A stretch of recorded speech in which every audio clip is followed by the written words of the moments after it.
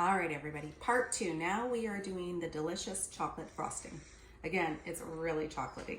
So here are the cakes. They turned out beautifully. I always bake them a day in advance and put saran on them. So today you need half a cup of butter, unsalted butter. You need some icing sugar. You need cocoa. There's your icing sugar. You need vanilla, and you need a 1/3 cup milk. Trying to think if there's anything else you need. You need a beater or a KitchenAid stand mixer. All right, so this is what we do. First, we get the butter. It should be really soft or melted. Okay, I'll just put this out of the way. And we're gonna put it in our bowl. Okay, and it's half a cup unsalted. This makes a really nice frosting. Now, I do something called a crumb coat. You don't have to do that. So what I do is I essentially ice it once, and then I put it in the fridge for a bit, and then I take it back out and I put a second layer of icing on it. Again, you're just kids. You don't have to do that. Because this is Paige's 16th birthday cake, I'm gonna do that because I want it to be really, really nice. Now you need 2/3 cups of cocoa.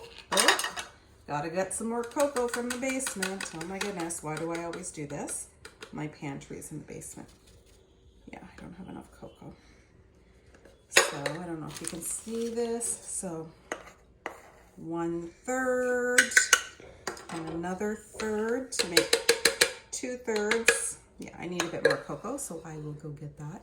You need 3 cups of icing sugar. Icing sugar is really powdery to work with, so it's gonna be a bit of a mess, but we're making chocolate cake, so it's to be expected, right? Okay, so I always try and level it. So wait. Oh, I'm supposed to stir my batter in cocoa first. Okay, hold that thought. I'm going to get more cocoa. Okay, I'm back with more cocoa. This is what it's really like to bake with me. I try and be organized, but, Okay, so now I'm putting in 2/3 cup of cocoa. So it should just be the butter and the cocoa. And then you're going to mix it with your mixer until it's nice and creamy. Okay, and then I just start it slow and then I increase it. Then you are going to put 1/3 cup of milk in a minute. And that'll help with the flyaway powder. All right. Well, this is ready. I'm gonna get some more icing sugar. So by mistake, I put in 1 cup, but actually you're gonna put your 3 cups in after this step,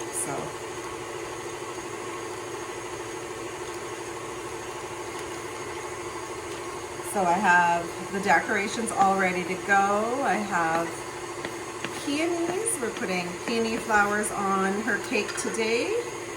We are putting some blackberries and some cherries, and then a sweet 16 candle thing.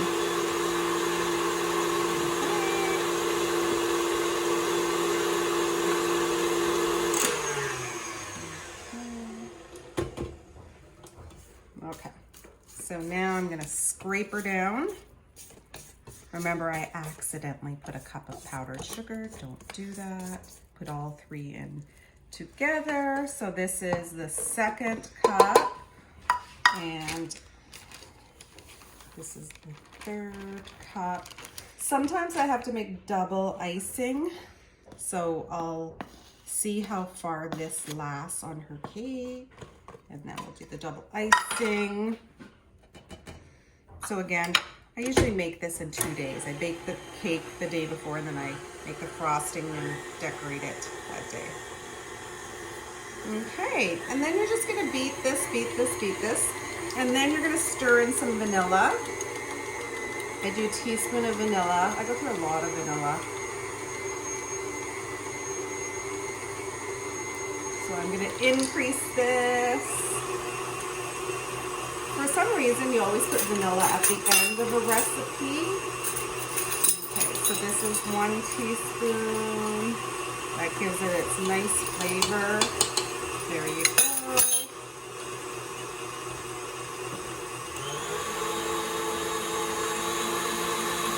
Really beat it good. I'm gonna stop it, scrape it down.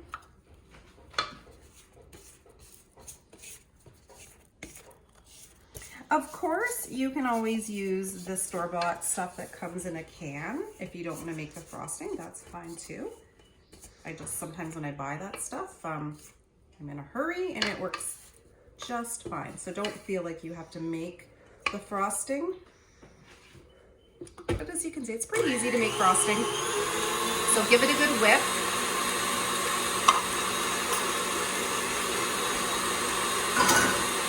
Everything out of the way, and then we are going to put our crumb coat on.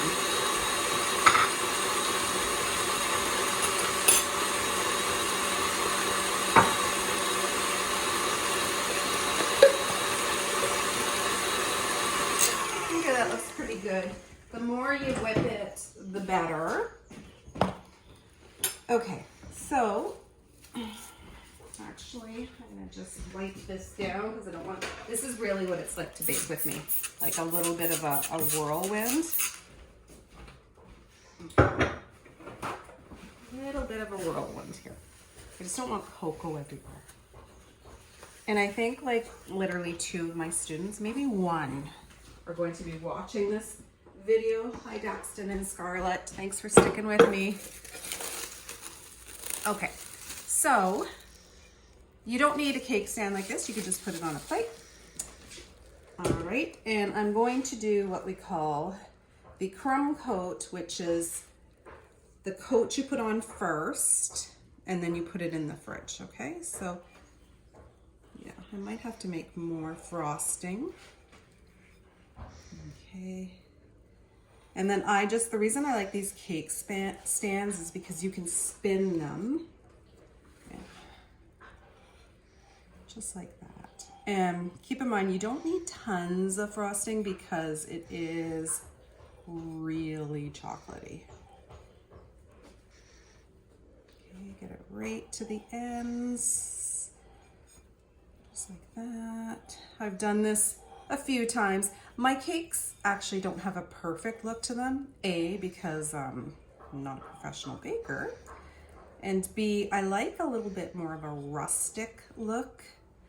Okay, so that's good. So now I'm going to put the next cake on here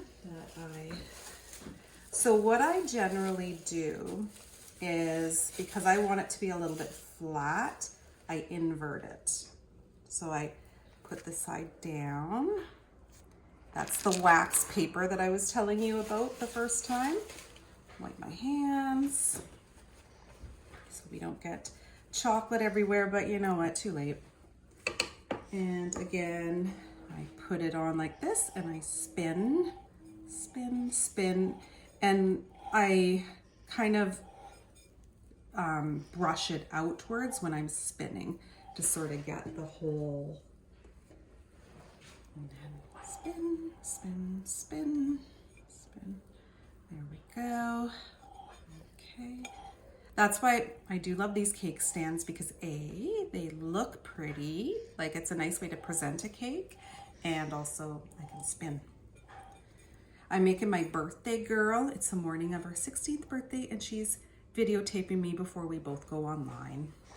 So happy birthday, Paige. All right, so this third cake, you might not have a third one because the original recipe was for 2, but now I put this on regular, like with the rounded, I'm gonna wash my hands, the rounded bit at the top. And it feels very moist, this cake. I've baked it so many times, I can tell when it's going to be good and when it's not. And this is feeling like a really yummy, moist one. So I'm excited about that. You know what, I'm actually probably gonna have to make more icing after this. You won't, but okay. So again, spin, spin, spin, spin, spin. You get the idea. And then I'm going to put this in the fridge and let it settle. Again, I call this the crumb coat. I'm actually gonna make up some more icing. You don't have to do that. And then in about 2 hours, I will see you for the final version of this cake. Okay? See you soon, guys. All right, part 3 of the birthday cake. I do not expect you to get this elaborate, but since I'm really making this cake, I thought I'd show you. So I got my favorite flowers. I don't know if they're Paige's favorite flowers, but they're certainly mine, and they're called peonies. And I love them because they have such an intense bloom to them. And I just think they're gorgeous. And I think this pink looks nice against chocolate cake. So I'm going to leave a little bit of pokey thing, and let's see. I'm gonna poke it in here and make sure that it's opened up really beautifully. And then I think we can do one more. And I'm gonna just gently open this. Be very careful. The petals feel like tissue paper actually. And I'll just like that. Okay. Yes. Okay, that's how it's looking. Then I love a kind of monochromatic look. So I like the look of dark on dark. So I'm going to place some blackberries, like just kind of randomly wash and make sure they're really dry. Oop, they're rolling off because my cake is a little bit rounded on the top. Come on, blackberries, stay with me.